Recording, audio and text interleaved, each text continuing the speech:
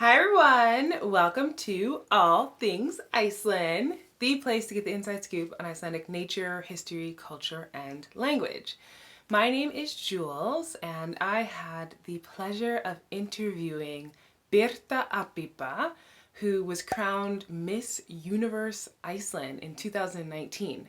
Funny enough, she was crowned that on her 20th birthday, so that was an amazing gift for her.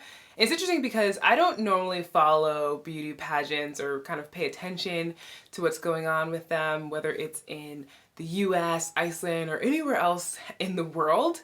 But regarding Birta Abiba, what caught my attention with her is that I happened to be looking through the Icelandic news and I saw an article about the experiences that she had growing up here in Iceland and facing racism. And it struck me because it was one of those things when it comes from a person who's a young adult and they actually live in the same town as me, which is Mosfellsbær.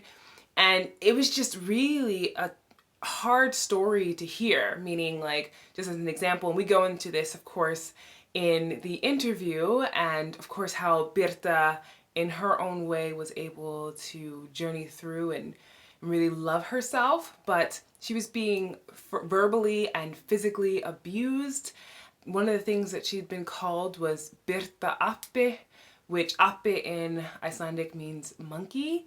So yeah, it's just super hard to hear this, and I felt though, because of where she's gotten to in life and also how she's persevered, learned to love herself, her beautiful curly hair, her skin tone, and all of that, that I was just so grateful and glad that she was willing to share that story with all of you, with me on this platform, because All Things Iceland really is about sharing the variety of experiences, the variety of things that makes up Iceland. And sometimes those are difficult stories. At the same time, though, it's important for us to be aware of it, because if we're aware of it, then we can do something about it. And Birta Abiba is using her experience as well as the platform that she has in order to help raise awareness, encourage and advocate for education, and help others. And that's on a one-to-one basis too. She's an amazing human being. I'm just so glad that you get the chance to hear from her about her story. All right, let's jump into the interview. Birta Abiba, thank you so much for sitting down with me today. Thank you for having me. My pleasure. And congratulations again for finishing up your year as Miss Iceland. Thank you so much. It's been wonderful. Yeah, must have been a whirlwind as well, like just a whole lot of stuff that happened this year. It has been a complete whirlwind. Well, it's actually been mostly because of, sadly, the pandemic. So usually when a queen is done competing in Miss Universe, they go and start traveling around the world. But I've been staying home a lot, like everybody else should do.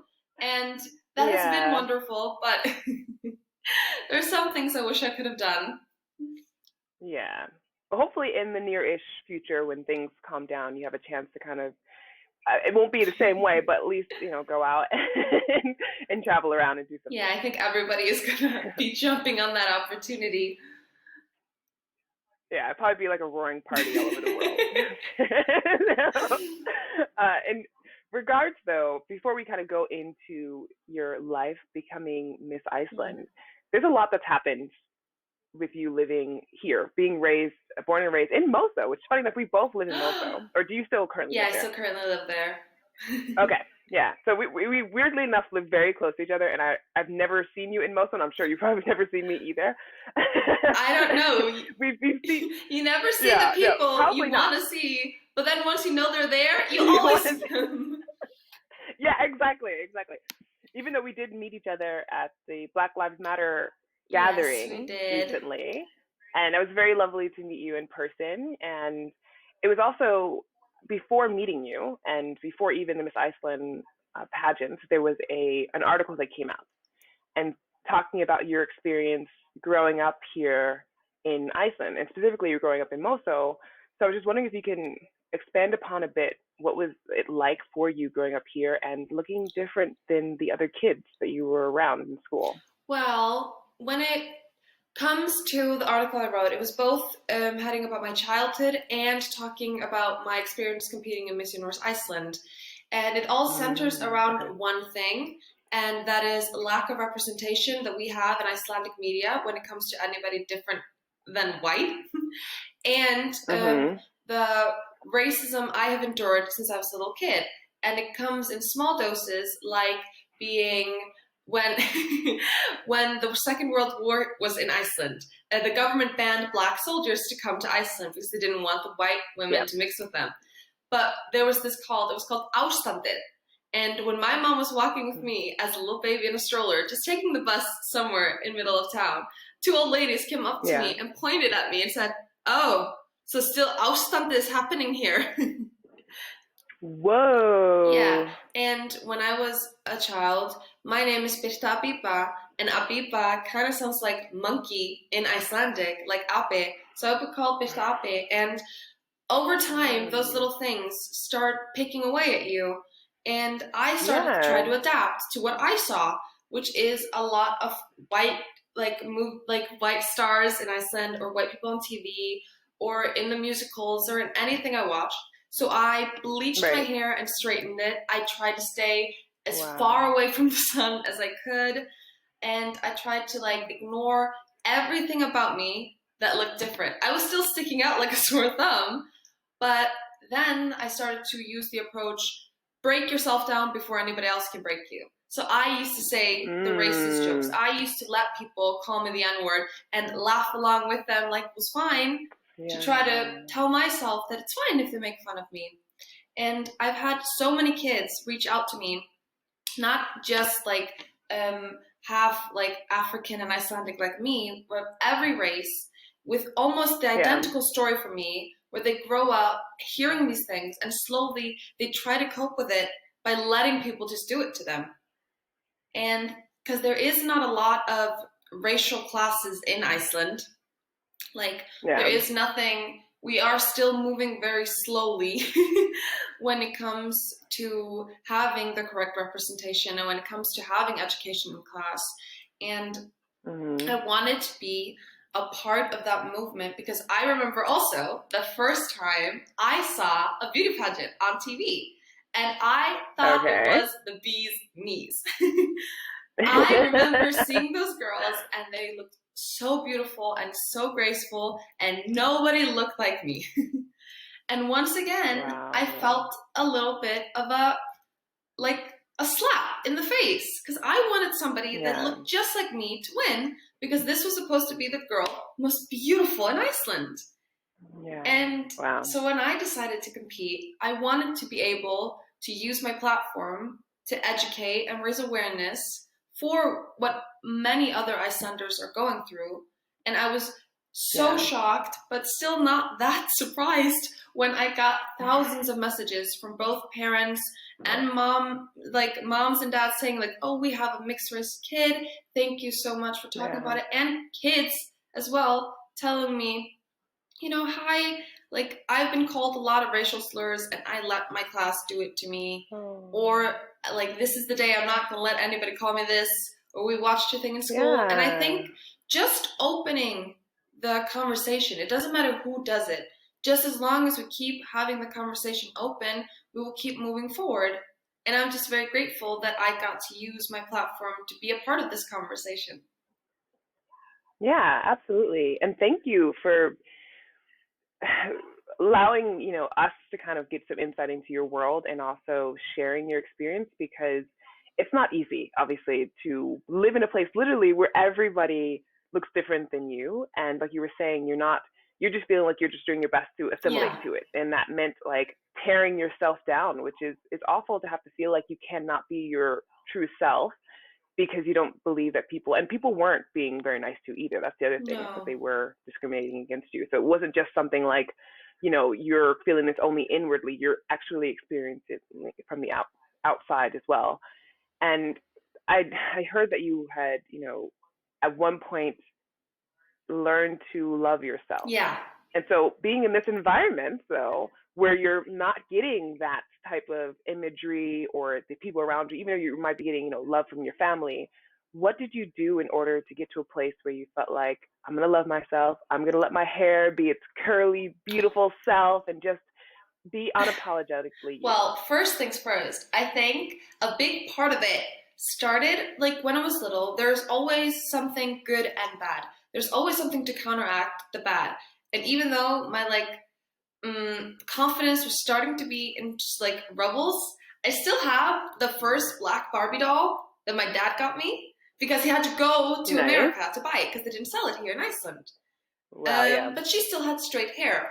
And I remember that when I had bleached it for the second time, I was looking at the Barbie doll and I was noticing that like I have type 3B curls and they are not taking well to the bleach and the straightening. Yeah. And they were starting to break up at the root. And I was living in Spain at the time with my family, only for a half a year there. And I went to a hair salon and she looked at my hair and she just said, okay, you have two options. You shave off all your hair or it breaks down and you will just have strong bald spots. And as a girl, it's kind of rooted in us like, long hair is very pretty. And I remember just sitting there like, okay, let's just take it off. Let's just take it off. Oh. And as like I had no hair at all, she just buzz cut it all off. Wow. I remember I kind of started at ground zero when it came to first accepting that and learning how to like take care of that hair. Because I come from a completely white family and the only one who could do anything was my grandma who lived at the farm because she could just braid horses. So like braiding curly hair was nothing different. Okay. So it wasn't thick or anything. It was just normal. Yeah. But I had to learn from the beginning to start to love my hair. And I think everything just came with it. I think as soon as I looked in the mirror and I could say like, oh, I look very cute today with my little afro, everything just started to fall into place. And I felt less and less need to like start to straighten it. And I felt less and less need to apologize for it.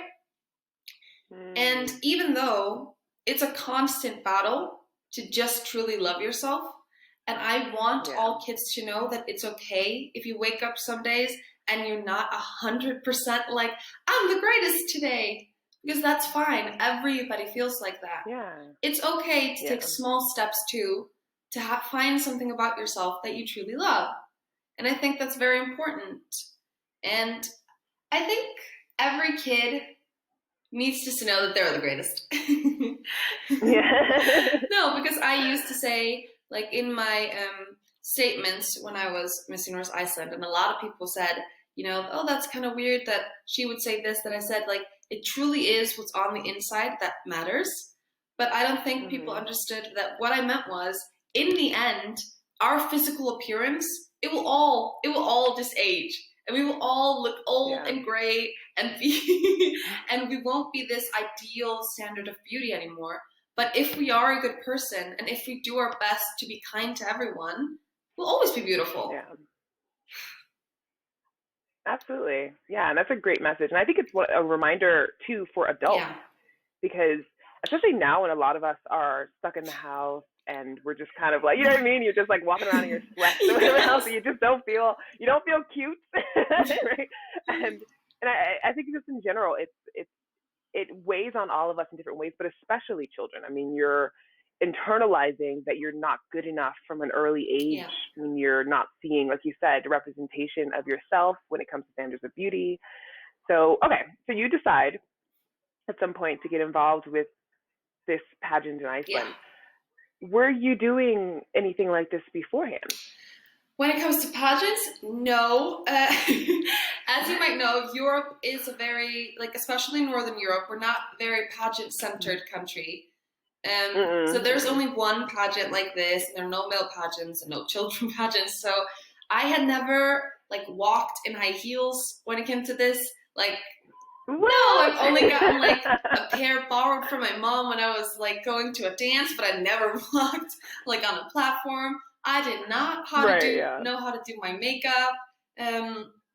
one thing I was strong in was speaking English and like performing. That was my only like strength, but everything else was a complete start.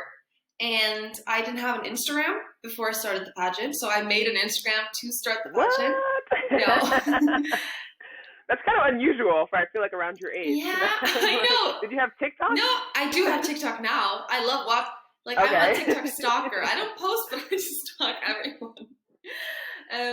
But I just started everything anew, and it was all very new to me. And then that's why I was so disappointed when I got messages on like my social media, like private, like anonymous messages, when we started to promote voting for people's choice. So everybody can like, you post in your story and like your friends and your family, they can just like vote for you there. And I got messages that they were not going to vote for me because I wasn't Icelandic and they didn't want me. And I also got like, I've heard from people talking about me to, they didn't want me to win because I don't represent Iceland. I don't represent that beauty standard. Whoa. And even in small doses, when people with love were trying to help me, telling me, hey, maybe you should straighten your hair as you compete.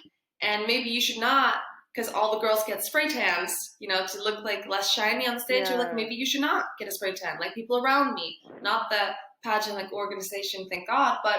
And I think those like little small comments, they made me like, I just sat at home and I looked at my mom and I like started to get like my eyes teary-eyed and I was like, I think I'm gonna quit. Like I don't like care about this. And I'd already like written something about what was happening because I thought it was important. And this just was important to talk about, even if I would lose the pageant. Like who cares? Like every single child that I've talked to and every single adult that I've talked to who's been in Iceland has had some experience, whether big or small, where they just got a little bit like, I don't belong here. Every single one. So I thought, well, I have the platform. And my mom just kind of shook me. And she was like, are you my daughter or not? And she was like, are you going to let somebody that has no like value on your life have value on your life? And I thought like, no, I guess not. And it's all about that. The people who matter to you will never say these kinds of things, and the people that don't will. So I made that post, and in one night I'd gotten like over thousands and thousands of messages from kids and adults and people that didn't even live in Iceland anymore, like mixed race, like adults that had moved away from Iceland and were like, hi, I live in Sweden now, but I just wanted to say I really relate to your story. And then I went That's awesome. And I started going like on news sites and then like interviews, and then I won my pageant, which was wonderful. And on your birthday. On my birthday. Yeah, awesome 20th birthday gift. Yeah, I thought that was pretty cool. And then I just on my birthday went home like with a bag of chips and like an energy drink, and I just laid in bed with a crown on my head, and I just thought, this is cool. That is hilarious. Celebration bag of chips and energy drink. How was it? Because I know it's a competition, but how was it amongst the people you were competing with? Were they receptive to you as well, or was it also like they were just kind of like, this is, you know, like a similar feel to the people that had been sending you these messages that were not so No, nice? Definitely not. I think when you're competing in a pageant with like full of girls that all want to represent something bigger than themselves, it starts to be about so much more. And I especially felt that when I was in Miss Universe and in Miss Universe Iceland, it kind of, because we were always together. So it was like being like family because we were always together. And I think at the end we were all like, awesome. Oh, like I need to borrow that shoe, like butt tape. And they were like, oh, fine. So it's kind of become a sisterhood where you're like, oh, you're kind of like, oh, I can't wait to be done with them. But then on the final night, we were all like, oh, I'm going to miss you guys so much. I love you all. Yeah. That was my great acting, by the way. Yeah. Next career move. Yes, definitely. But I think, so I was very lucky that all the girls were very supportive and very wonderful. And especially when I went out to Miss Universe Iceland, and my sister queens, like, so when I won, 2 other girls also won with me, like different titles. Okay. And I was very lucky with them, and it was just wonderful, wonderful experience. Yeah. And Awesome. I'm glad to hear that.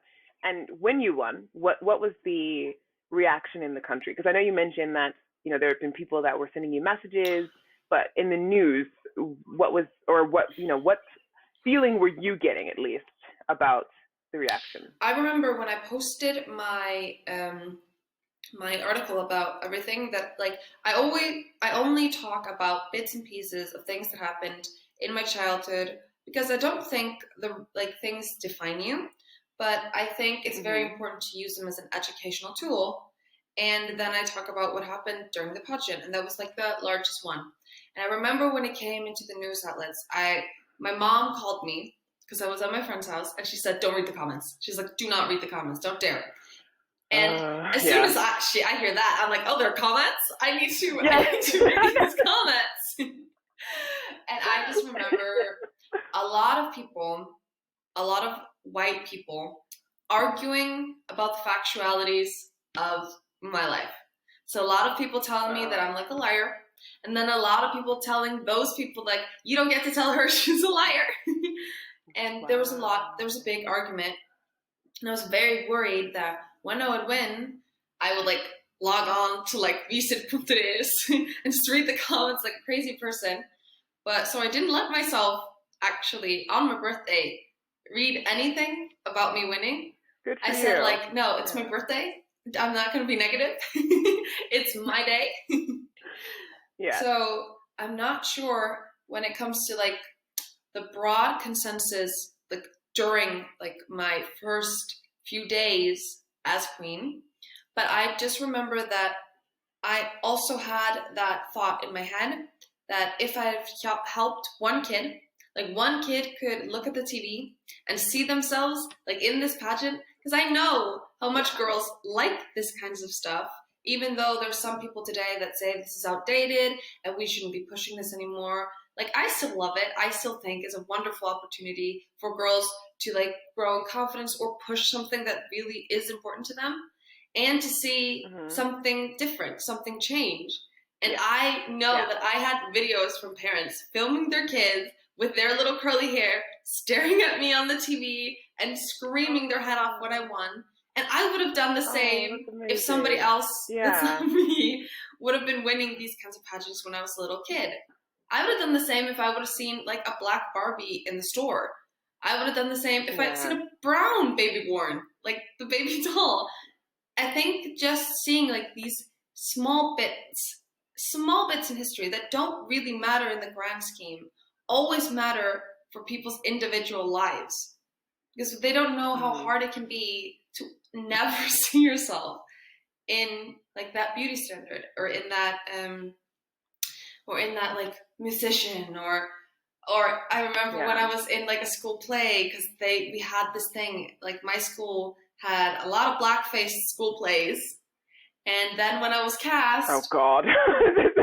And then when I was in a play, thank God it wasn't a blackface play, but I was still cast with the rapping part. And when I asked, I don't know, always like a stereotypical type of and I think, wasn't great. But I think it's all wonderful, and I'm very grateful. Yeah, and I hear what you're saying when you're mentioning that you feel like these are small bits, but I really feel like these are pivotal moments for society, for the country, and I think as a whole when it comes to representing Iceland and showing the diversity here, because there is a lack of that, I feel like, in the main media. When you see like images that represent Iceland, you're not normally seeing the different types of people that live here, even though, and for you, I mean, you are an Icelander, meaning born, raised, like this is where your identity is. And there are people who are coming from abroad to live here who are foreigners, and they make up 15% of the population now.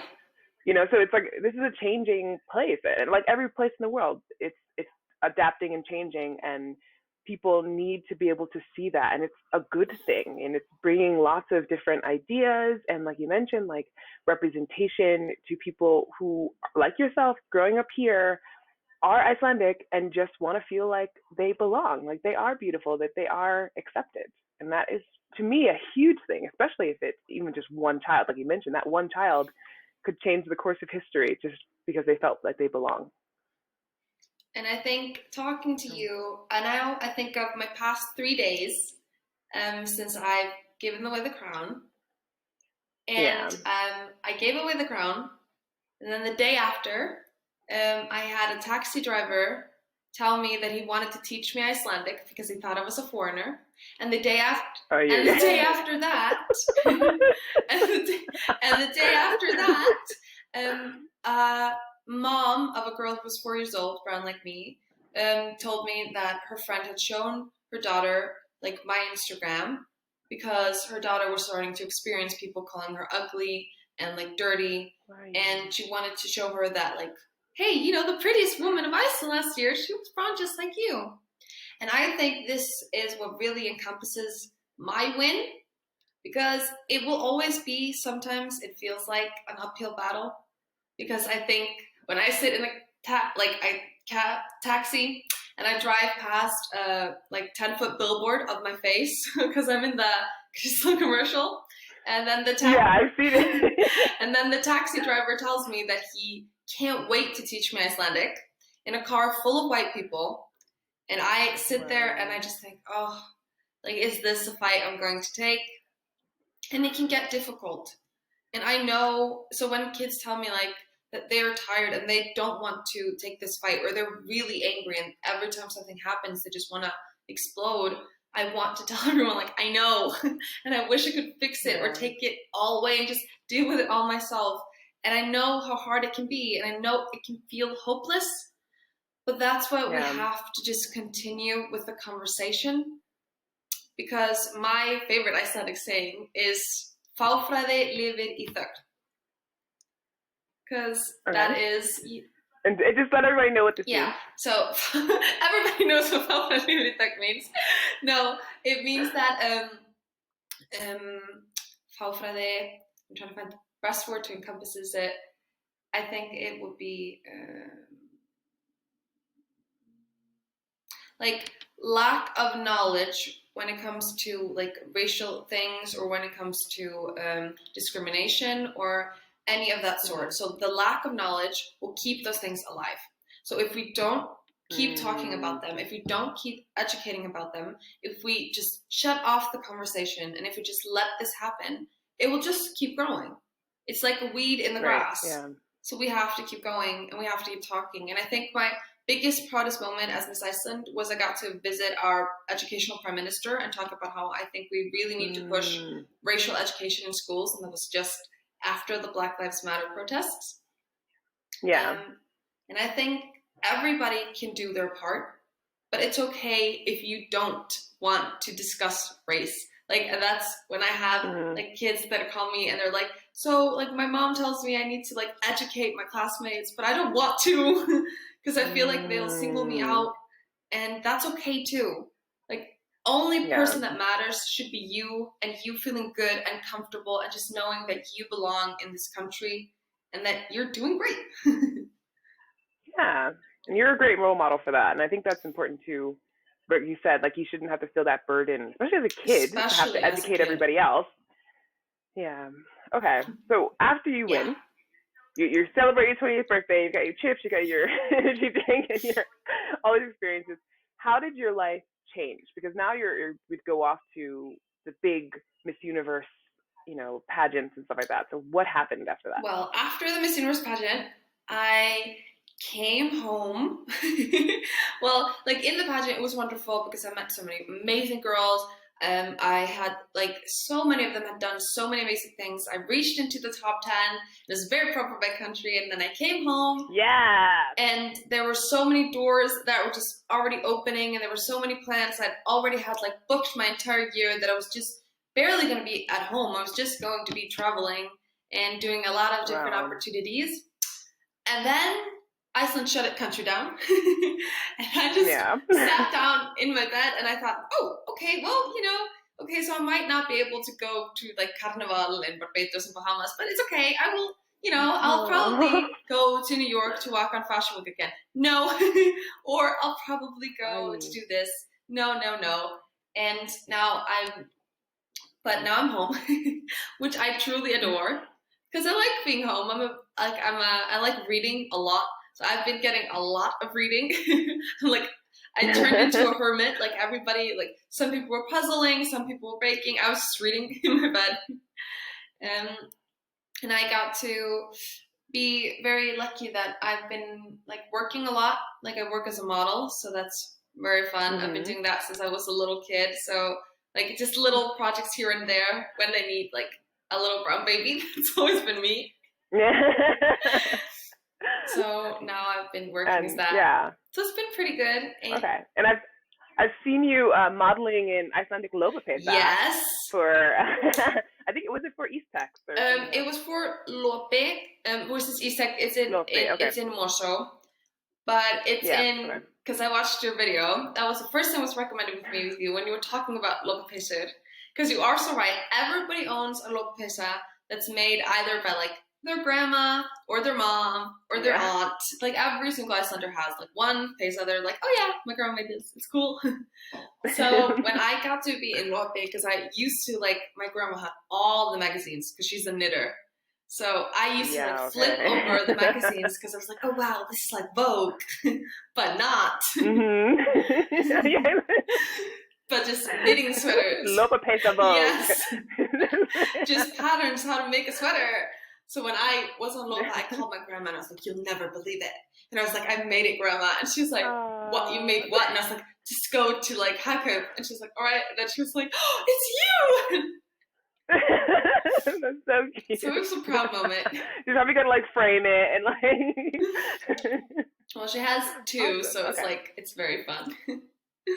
Yeah, that's sweet. And also awesome. Again, it's like when I saw it, I was like, it's Birta Abiba. Like I was also excited, even though I don't know you personally. So it's like, and it's true. It's nice when you see the different types of people that are here and see them represented.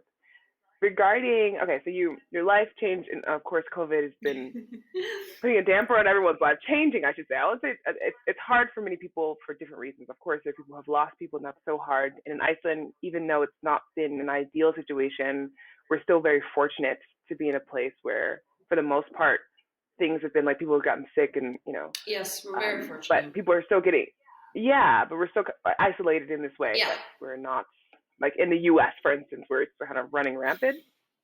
And regarding though, now you're in this space where you're at home, you're reading, you're on Instagram, kind of posting.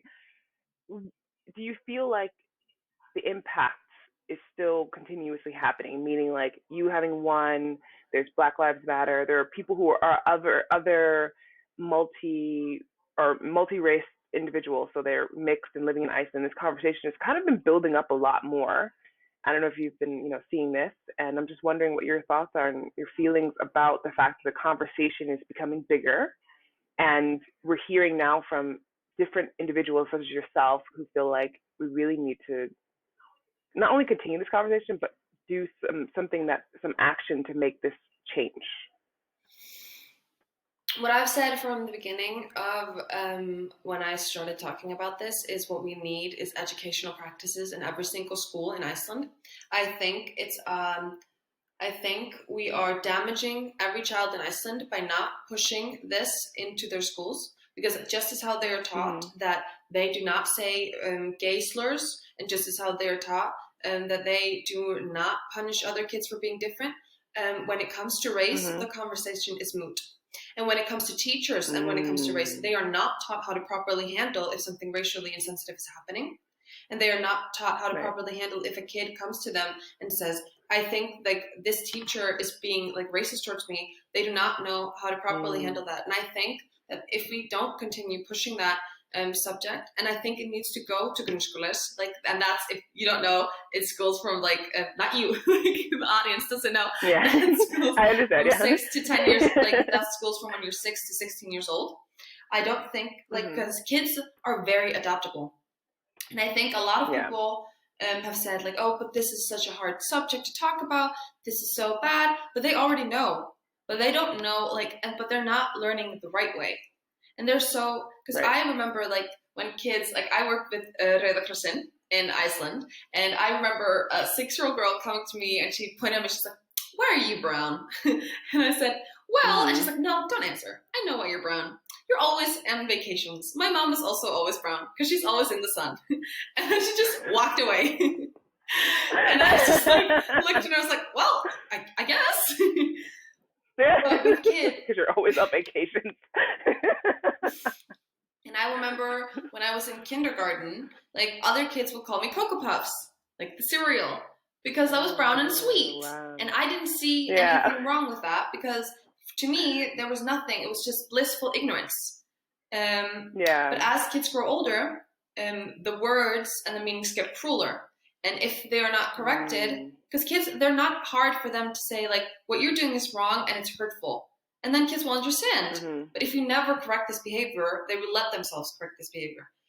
Yeah, and I see that it's easiest, I think, to talk to young kids, because I have talked to young kids about this kinds of, like, about these issues and about kids that maybe have been the bad guy in this situation. And they are easy and easier to, like, reciprocate the information you're giving them. But when it comes to adults, they will shut down. So I think if we don't push this in schools when kids are still learning and still growing into human beings, we will never get the real progress that we need. Agreed. What was the reaction, or at least the response of the education minister when you said this? It was very positive, and I think that, like, what I was pushing the fact that I, like, think we all need to have it in every, like, kynfræðsla. So, you know, when you are learning about everything sex related and then bullying and drug related, because it's such a big subject. And we were talking about how would be the best way to approach this, because I think when Black Lives Matter, everybody, because this, like, I think a lot of people keep forgetting that Black Lives Matter has been a movement going on for years now. Yes. Exactly. And sadly, it usually pops up again in the high numbers when we see another person being brutally murdered by the police force in America. And I think everybody was very receptive for ideas and very receptive for support, because, like, we met on the protest and it was a beautiful time because so many people came to show their support. And I think this is the time. Because if we don't do something now, like, especially in Iceland, where people have been attacked for their race, where kids have been attacked by other kids for their race, we need to start pushing prevention right now, because things only escalate. Right. That's how history, like, shows itself. Things will only escalate. Yeah. So if we don't push, like, prevention and education now, we can't, like, be, oh, what happened? No. Yeah, exactly. It's like all the signs are there, but it's whether you're going to pay attention to them or take them seriously. Because I think that's another thing. Like, even when I've seen things here that don't have to do with race necessarily. Well, I shouldn't say not with race, but I've seen, like, swastikas that were carved into the bus stop before, and that, I mean, just I'm not Jewish, and still when I saw it, I was just like, this is, like, just horrible. Like, I was so speechless when I was taking the bus to go to yoga of all things, right? So it's just like, like, talking about rattling your brain out of that mindset.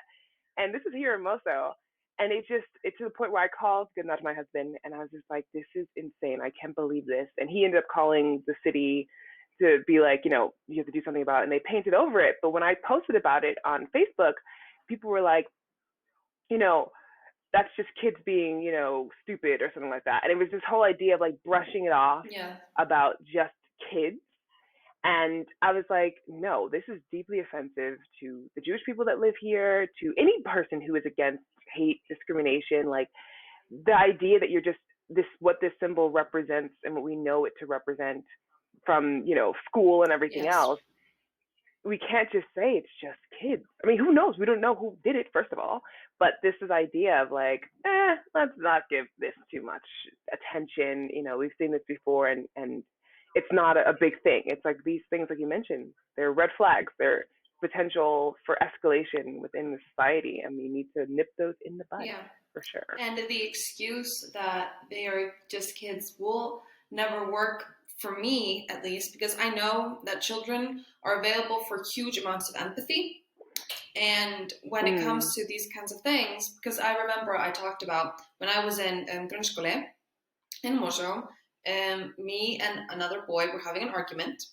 And then he tells me, like, he looks at his friends and he says, you don't punch up, and then another, you, an yeah, N-word. and then but you kick him, and then he kicked me. What? Yes, in the stomach, and it wasn't great. But that's not the point of the story. The point of the story is that when I talk about it, like when you read back, like, and I remember I have it in my journal from when I was in 7th grade, and I was like, this is the worst, I want to move. But when I talk about it, I remember a lot of people were saying, like, how do we know this boy was Icelandic? How do we know he wasn't like a foreigner? Because he was speaking English. And they always, it's so, I think a lot of people want to find a villain that doesn't associate with them. So they want to push it out to be like, yes, but no, in America there's racism. In Iceland we're good. Like in this country they are breaking like the rules and being bad, but we are in a utopia. And I think this like idea that we cannot get better and that we are already the greatest that we can be can only damage us further. And I think that is something that we need to have a discussion on, but I think more people need to be open to that discussion. Yeah, absolutely. Definitely. Wow. Yeah, that's being physically assaulted is insane. And definitely not, like I mentioned, what a lot of people would assume would happen here, right? So you're opening a lot of eyes for sure just by sharing your experience. And I very much appreciate you being so open about it, even though I know that you mentioned that, like, you know, you've gotten to a place where you love yourself, but it could be hard. I'm sure some days are better than others when you take these memories on and you're just like breaking down life and the things that have happened because you're just trying to live your best life, right? And it's amazing that you've gotten to a point where you're Miss Iceland and there's so much more ahead of you, including the fact that you've written a full novel, I've heard, which is pretty awesome. Okay, so if you want to, like, well, I mean, if you have anything else you want to talk about, of course, you can always chime in. I think what you said, like, it can be hard to love yourself, and I hope, like, I try to push the message that it's okay not to be okay sometimes. So when this happened to me, the day after I, like, gave away my crown, and I had this experience where, like, some people say, oh, but it wasn't, like, racism, it was just, like, a little prejudice, or, like, you know, he just assumed you were a foreigner. But I still cried. I came home and I cried because I was so sad about it. Because I felt, like, once again, that, like, even though for a whole year I pushed this whole subject and I was, like, the face of my country for a lot of Americans, somebody at home didn't feel like I belonged. And I think a lot of kids need to know that it's okay to be sad. It's okay to let this affect you. You do not, as a child or as a grown-up or as anyone, need to put on, like, a strong front and, like, this doesn't affect me, because we're all human. And that's okay. It's okay that things get hard. And I think I think it's kind of sad that we kind of push kids into this, like, be a warrior role. Don't cry. It's okay. Because you have to let them feel these things, because, like the clouds, they will part eventually. But if we don't, if we just push them down, it will take so much longer. I think if I would have confronted how I felt as a kid head on, and had, like, some support, like, on those kinds of issues, I wouldn't have drawn so far back into, like, I'm just gonna pretend I'm Malibu Barbie and I let's all ignore that I am dark. It's just that's hard, literally trying to put on a face that you don't have. Yes. Right? Like, it's the Bluest Eye. I don't know if you've read that book. Yeah. But if you haven't, that book always makes me cry, because the delusion, and if anyone hasn't read it, I will put a link to it in the description box just so you can get an idea of what I'm talking about. But there is delusion that you do in order to feel better about yourself, and this can become a full-blown mental illness for people because of it, just because of wanting to just belong. So okay. In regards to I have one more question about the Miss Universe, like the larger pageant. There, when you showed up as Miss Iceland, Was there like, okay, Miss Iceland, I'm mixed race, you know what I mean? Like, I am very used to the question, like, where are you from? And I say, oh, Iceland. They're like, no, no, where are you from? And I'd be like, Iceland, I'm Icelandic. And then like, speak Icelandic. And I'm like, okay, jag ska tala isländska there. I don't know what that means. So there were a lot of people that like if I said I was Miss Iceland, they would be like, oh. And there is this thing in pageants where sometimes American like beauty queens, because there's only like one way to get to Miss Universe, they will move to another country and then compete for that country. So a lot of people actually assumed that I was an American that had just moved to Iceland and to compete in Miss Universe. And I was kind of offended because I was like, do you not think I would have picked somewhere warmer if I was going to sneak into like a country pageant? Like I would not have wasted my time. And that's if I could have just picked like any other place. Yeah, that is interesting. Okay. So that was really fun. But when I talked to all the other like Europe girls, like especially Northern Europe, because like like us and like Poland and Denmark and Sweden and like all those countries that are very up on the equator, we all have kind of like the same feeling. We're all kind of like the same like bitter old men that are like, it's not cold here. Like, where is my coffee? And I noticed very like strongly because my roommate was Miss Poland, that the first thing she said when she comes to our room is like, oh my God, it's cold in here. And I just thought, you must be from Europe. There's something about the bitter way you said that. And she was like, yeah, Poland. I was like, Iceland. She's like, really? And after a while, like it didn't really matter what anybody like. It was never like, oh, but where are you also from? If you're from Iceland, it was just like, okay, you're Iceland, you're Norway, you're Sweden, because we were all representing like the same country cluster. Because people started to board with their like kind of same countries. So I think that was in the end, it was just very fun. Yeah, nice. And on also another light note, you mentioned that when you met Steve Harvey, you said you liked his mustache. Oh yeah, I did. That was my thing. I had watched him on Family Feud, and I always thought like he has a very thick mustache.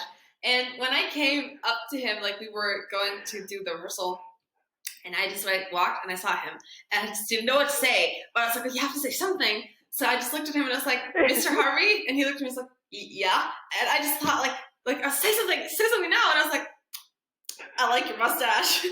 And he was like, and he was like, oh, thanks, I guess. He was like, I grew it myself. And I was like, yeah, okay, goodbye.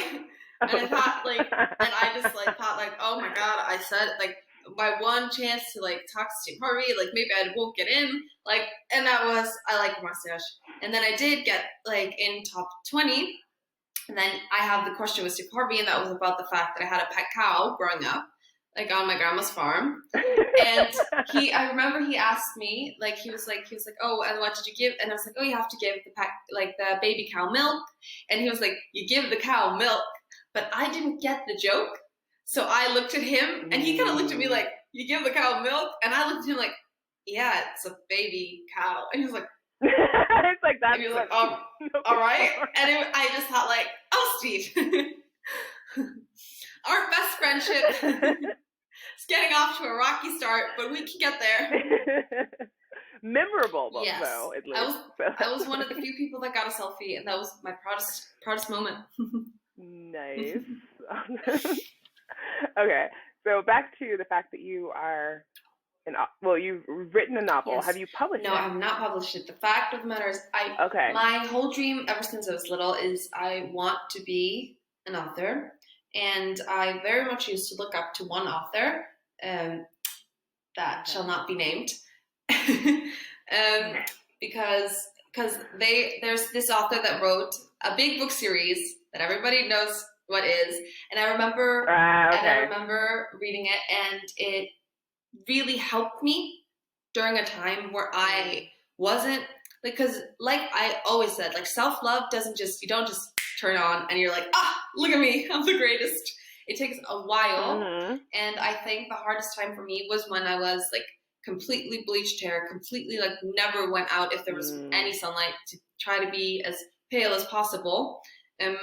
And I read these books and they really, really helped me. And I always liked reading books, but these just touched something like in my little heart about just love and compassion. And I just decided, like, I want to be a writer. I think I could be a writer. And a lot of people in my life were like, you want to be a writer? Like, don't you want to be like a model or an actor? I was like, no, I want to sit in a dark room and write. I have this whole thing. In a dark room? And I think, like, my goal is I want to move to London and get one of my books published in London's. Like, this is me manifesting that goal. Yeah. Speak it to the universe. Nothing wrong with that. Okay, and what do you like to write about? Do you have like specific genres? Yeah, I like young adult fiction, and I like magical and like romance, and I just really like young adults. And I'm a sappy like for romance. Like I'm such a sucker. I'm so like when it comes to true love, I love it. I love anything romantic. I'm the biggest romantic. Like, I love it so much. Like even you and your boyfriend, sometimes it's just like, you're so cute because I just love. Thank you. Yeah. And I think it's just the greatest force in the universe, and I just love it so much. Yeah, absolutely. I agree. And I'm sure you'll do fine. You'll do great as an author because you have such great passion, obviously, for even just talking about the topic. So you'll definitely put a lot into it. And I look forward to reading one of your published works whenever you decide to allow that to come out into the world, to birth your baby book, basically your first one. So good luck with that. Thank you. And we did already talk about your favorite Icelandic word or phrase. Yes. But I would love for you to, at least for the last, question, or at least, whatever you want to leave us with, and just in terms of overall, like you feel like what you want people to maybe know about Iceland, or just kind of understand, so that as they're coming here, people who are listening to this, maybe they'll never come to Iceland, who knows? But for a lot of people who do want to come, what do you think is important for them to understand? Okay, top 3 most important things to understand if you're going to come to Iceland. 1, we don't tip. It's actually, when you try to give a waiter a tip, they have to put that tip in the cash register, and it just goes to the restaurant. It doesn't go to the waiter because it's illegal to tip. Second, Icelandic people are not in the Blue Lagoon as much as tourists are in the Blue Lagoon. I have never met an Icelandic person that's been like, you know what, I'm going to the Blue Lagoon. It's more of a tourist attraction, but we all go at least 1 or 2 times. And third, yes, we do get used to the northern lights. Somehow like you get used to a rainbow. It's beautiful, but when you see it all the time, you just it kind of comes like the norm. That's my top 3 like travel tips. Because I feel like when you come to Iceland, like tourists always ask you these questions like, can I tip? Like, do you not love the northern lights? And do you not love the Blue Lagoon? And we're like, yeah, it's cool. Awesome. That was great. You really summed it up well. Birta Abiba, excuse me. It was amazing to talk to you. You are a great role model and just a lovely person in general. And I hope that we get to meet sometime in Milko, because we're both in the same place. And I really appreciate you coming on to share your experience, your insights, and just your passion for helping young kids and adults alike. I know a lot of what you talk about is for children, but I feel like a lot of us adults can really take from this as well, and it's very much appreciated. And I am just so inspired by your journey, and I'm so looking forward to seeing the other things that you do. Thank you so much, and thank you so much for letting me come onto your channel and your podcast. I've been watching you for a while. First of all, I loved you because of your hair, and that is something I'm a big hair girl. Like, I'm a big curly girl. I love the hair. So when I saw your hair, I thought like, I have to see her. I have to see her, and then I have to steal her hairstyle. And thank you so much for giving me the opportunity to ramble on and talk about this, because it really matters to me, and you giving me the chance to talk to you about it has just been wonderful. Yeah, it's my absolute pleasure and honor to have you. So thank you. Thank you too. Bye. Goodbye.